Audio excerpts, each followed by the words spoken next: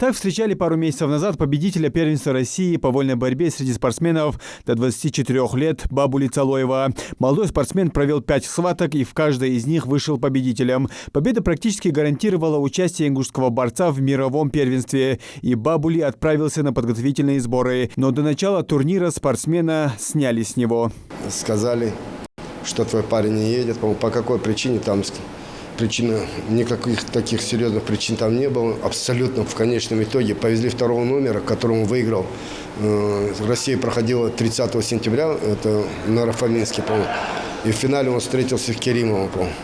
Он его выиграл, должен был, уже сбор у нас проходит в Владикавказе, проходит сбор, должен был поехать. Позже стало известно, что 24 октября у Цалоева взяли допинг-тест, по результатам которого спортсмена обвинили в нарушении антидопинговых правил и не допустили к участию в мировом первенстве. Его заменили другим спортсменом. А 23 ноября из письма РУСАДА, которое проверяла пробы борца, сообщили, что тест на допинг отрицательный. Мы контролировали эту ситуацию, мы ждали теста.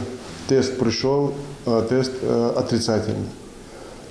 Буквально завтра я вылетаю в Москву встретиться с президентом Федерации России Михаилом Амишвили. Будем решать вопрос, и в ближайшие дни мы все узнаем.